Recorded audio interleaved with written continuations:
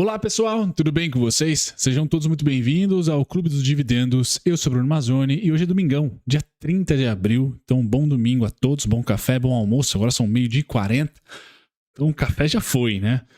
E bom feriadão para vocês também no dia 1º, dia do trabalho. Pois bem, pessoal, eu vou aproveitar que nós não temos pregão, também que eu vim aqui no escritório para dar uma olhadinha nos mercados e fazer alguns conteúdos. Hoje que tivemos, né? Eu já gravei o vídeo mensal da minha carteira previdenciária. Para quem é membro aqui do canal, recebe uma vez por mês.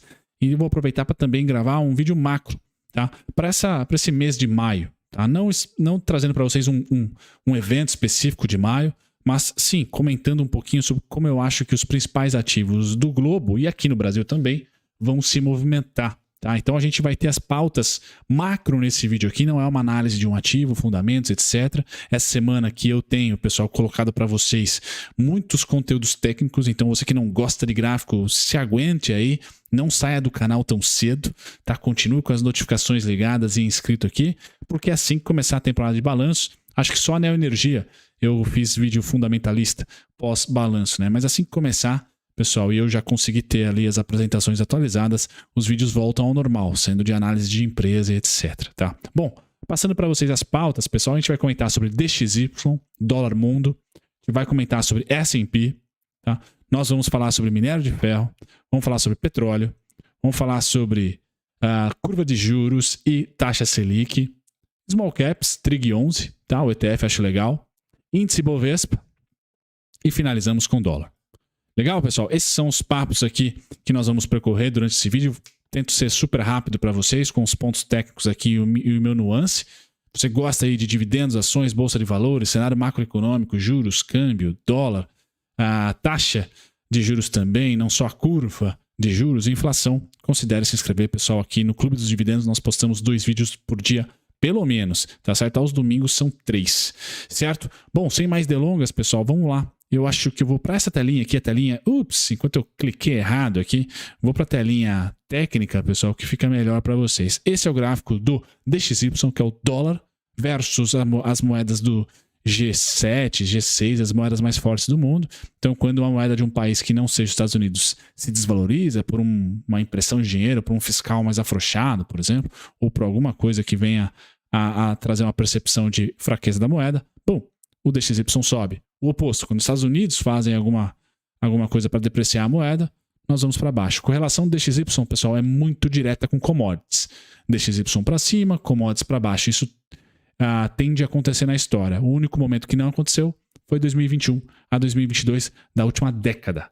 Tá? Então foi um momento específico que nós tivemos de quebra de oferta e também crise geopolítica entre Rússia e Ucrânia, que fizeram com que o dólar disparasse no mundo e também commodities disparassem no mesmo tempo. Tá? Então as exportadoras aí ganharam muito dinheiro no Brasil e no mundo. Tá? Várias empresas com balanços redondinhos aí, empresas essas de exportação. Como eu imagino que o dólar vai performar com payroll em maio, pessoal? Também temos reunião do Fed, juros, aquela coisa toda. Eu acredito que o dólar mundo deva fazer esse movimento que vocês estão vendo aqui. Ó. Tá? Então, o melhor momento para realizar emergentes, ou seja, commodities, vai ser caso o dólar venha abaixo de 100, 99,41 aqui especificamente, aqui embaixo. Melhor momento. Por quê? A partir desse ponto, eu estou acreditando que nesse segundo trimestre, caso o dólar venha para esse ponto específico, ele vai ter um rally, tá? Até o melhor momento para se comprar emergentes, 107,68, 108,83. Tá? Então eu tenho esses dois extremos que eu monitoro, tanto commodities, logo emergentes.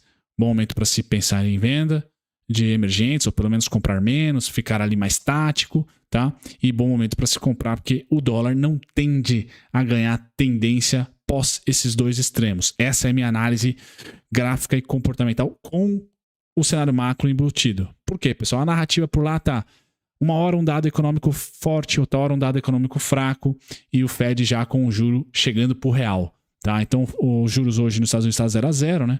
Daqui a pouco eu acredito que nós vamos ter uma quedinha da inflação, não muito alta, mas uma queda, já colocando esse juro entre 1% e 1,5% real.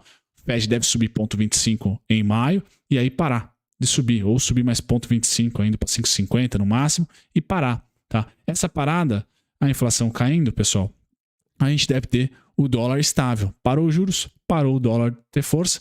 E não tem também muitos argumentos para tirar a força do dólar, tá? Porque a gente tende a ter também uma China não crescendo tanto quanto se imagina o ano inteiro. Depois dessa reabertura, tem impactado forte o crescimento chinês. Tá? Então a gente não vai ter muito impulso para commodities, também não muito impulso para dólar. É o ano do ouro, me parece que é o cara mais campeão aí de segurança. O dólar pode ter meses, trimestres de segurança e depois voltar. Então a lateralização do dólar, que eu imagino é aquela lateralização de 2017 e 2018, pessoal. É esse movimento aqui, ó, que eu imagino que aconteça com o dólar. Tá? E eu estou tentando entregar para vocês dois extremos aqui. Tá, o 107, 680, 108, 836 para esse segundo trimestre. Para o ano fica 110 e 200, 110 e 800. E abaixo aqui, por enquanto, os 99,41. Eu não tenho cenário que a gente desce aqui para os 95. Tá? Eu acho mais os 99. E o dólar, se repetir aí o price action, né? O comportamento da última década, 2008 para cá, sempre que estourou um pivô, voltou aqui para o estouro. Tá? Nesse momento, pessoal, o pivô está aqui, ó. Estourou um pivô e ele já voltou para o estouro, tá? Então é natural, ou pelo menos natural não, eu tendo a acreditar que a gente mantém o dólar aqui nem aquecido e nem enfraquecido. Entre 99 e 104, pessoal, ele está na disputa. Só que 99 aqui é a base. Então acho que ali é um bom momento para realizar EWZ e os emergentes, por exemplo, porque o dólar deve ganhar uma força, tá? E para o desconto dos emergentes deve estar aqui no dólar 108, 107, tá? Essa é a minha expectativa aí, pegando especificamente o DXY, tá? O S&P, temporada corporativa, pessoal, deve levar o S&P para o alvo. Meu alvo para maio é 4.223, 4.237, tá? Se o payroll vier fraco de maio, caímos e caímos forte a partir desse ponto. Até quanto, pessoal? Até os 3.924, podendo rumar esse ano aqui, tá? Ali em agosto, etc., para os 3.700, tá? 3.680. S&P tende a achar equilíbrio nas faixas amarelas. O topo está próximo, tá? Da faixa amarela, 4.223, 4.237,75. São os meus pontos aqui, tá? Acho que vai romper em falso e voltar tudo. Esse é meu cenário base. Rompe em falso e volta tudo. Porque a gente vai começar a ter fraquejos da economia ainda com inflação alta. Tá, então o Fed não vai poder baixar juros, tá, e a economia já não vai ser tão pujante, principalmente a economia dentro de um dos pilares que é o trabalho. Tá? Talvez o payroll venha mais fraco que o esperado ou venha em linha, já vai ser o suficiente pós-temporada de resultado para dar uma enxugada nesse S&P dos 4.200 para os 3.900. Essa é a minha expectativa, pessoal, rompimento falso para cima, tá? Por essa dinâmica macro que eu falo para vocês. Beleza? Vai me surpreender se ele vier para o topo aqui dos 4.367 até os 4.500. A bola vermelha não é meu cenário para o segundo trimestre de 2023. Ó, tô próximo de ser contestado aí, pessoal. Estamos subindo, tá? No S&P. Então eu acho que ele rompe em falso, tá? E bate aí nos 4.237, 4.223 e volta tudo, tá? Essa é a minha expectativa. Minério de ferro, pessoal, olhando para Vale, tá? Minério de ferro tende a achar equilíbrio aqui em maio. Então começa maio caindo, assim torço, pessoal. Tá? O minério de ferro tem aqui as bases em 88,15, 94 dólares, 97,40 eu acho que já bateu, 95,50, o verdinho aqui, ó. Aqui é o momento onde vender Vale não vai ser fácil, tá? Falta pouco, tá? Assim como comprar Vale no vermelho também não vai ser fácil, no 113,40. Tá? Então nós estamos mais próximo do piso. O minério deve abrir maio chateado, mas ao longo do mês melhorar. Tá? Essa é a minha expectativa para o minério de ferro, certo? E aí começar a lateralizar, porque o DXY vai estar lateral, o crescimento chinês vai estar lateral, aquela coisa toda. Tá? Então esse é meu cenário aqui entre verde e vermelho do minério. Olhando para o petróleo, pessoal, parecido, só que o petróleo mais com a ótica de piso e rapidez na alta. Então o petróleo, para mim, tende a achar fundo em maio, tá? E rumar para cima. Para onde, pessoal? 87,44, 88,94 e 91,43. Principais alvos do petróleo. Então, o petróleo, caso tenha um começo de maio chato ou um meio de maio chato, pessoal, tende a terminar o mês se valorizando em relação a abril. Basicamente isso. E junho tende a ser um mês bacana também. Tá? Aí sim, a partir da primeira quinzena de junho, 15 de junho para frente, eu já penso em topo pro petróleo. Mas eu tenho esse maio como sendo um mês positivo e começo de junho também. Tá? Então o petróleo está mais positivo, acho que vai ajudar o Ibovespa em maio. Minério, vale, vai talvez no comecinho ali dar um chinfrinzinho, mas tende a estabilizar, pelo menos não frustrar. E a cereja vai ser os bancos aqui, na minha opinião. Nossos juros, pessoal, aqui é só para trazer uma pulga atrás da orelha para vocês, né? Lá em 2015, pessoal, nós ficamos um ano com a Selic a 14,25, tá certo? Ficamos um ano ali. E quando paramos de subir os juros naquele momento, tá? Em dia 1º de julho de 2015, tá? A gente foi cortar muito tempo depois, um ano depois, tá? Em agosto de 2016. Legal? A curva de juros, pessoal, então o topo da Selic foi em julho. A curva de juros, pessoal, longa, né? Ali, 2015, a curva de juros 2024, ali de 10 anos praticamente, ela foi fazer topo em dezembro. Ou seja, 6 meses depois que o BC parou de subir juros, a curva de juros fez topo. Tá? Então, Selic aqui parou numa reunião, a curva só parou 6 meses depois. Pois bem, pessoal, no momento atual, nós tivemos o Roberto Campos, a Selic parando em agosto, né? Agosto de 2022, tá? Enquanto que a curva de juros fez novo topo aqui entre dezembro e janeiro de 2023. Ou seja, um semestre depois também. E aí, você acha que a história vai rimar? A gente vem agora para um juros em queda, a curva de juros em queda, tá? Mesmo com a Selic não se alterando, como foi lá em 2016, ou seja, a Selic continua lateral em 3,75 até ali agosto, né, para completar um ano, igual foi 2016, 2015, 2016, e a curva de juros fecha, como fechou lá em 2017, que uma indagação para vocês, tá? O meu cenário é que curva fecha, mas muito pouco, tá certo? Então nós temos ainda nas operações de small cap, por exemplo, como o Trig 11, eu acho que ali na PEC dos precatórios e também março de 2022 é alvo. Então a curva de juros fecha até o suficiente para o Trig 11, por exemplo, voltar para maio aqui, para março de 2022, ali em 35,52, 35,94. Legal? Só uma indagação para vocês aqui em relação à nossa curva de juros e o que aconteceu em um momento específico, parecido com o atual, há 5, 6 anos atrás. Legal, pessoal? Tá? E em relação à Selic, tá? Aqui embaixo está a Selic em preto, né? Em quanto tempo ela ficou no mesmo patamar ou mudou, os pontinhos são os meses, né? E eu trago para vocês aqui especificamente o período de 2007, tá? 2009, 2011, 12 e 13 como sendo os destinos aí que eu tenho para o corte da Selic nos próximos anos. Então aqui está a nossa Selic média do plano real para cá, e aí eu coloco para vocês aqui as próximas paradas para a nossa Selic, na minha opinião. A gente para em 11,25, tá? E se tudo ajudar, e deve, nós vamos para 8,75. Entre 8,75 e 6,50 é a Selic de equilíbrio, tá? Dentro aí dos últimos 20 anos aí, pós-plano real. Certo? Então a curiosidade aqui dos 6 meses, quando paramos a Selic, depois de 6 meses caímos nos juros, lá em 2016, 17, e agora de novo, paramos em agosto de 2022. Já formamos um topo, temos um topo na curva de juros entre dezembro e janeiro. E aí, vamos ceder? Tá? Mesmo com a Selic lateral, e o Roberto não deve cortar juros agora em maio. Tá? Pois bem, deixa a pergunta para vocês, Trig 11 já falado. No Ibovespa, pessoal, onde eu acho que a gente pode aproveitar aí um dólar quieto ainda, né? Até os 99 ali. O Ibovespa tende a achar fundo aqui entre 102 e 104, já tocou no 104, tá? E rumar para no máximo, tá?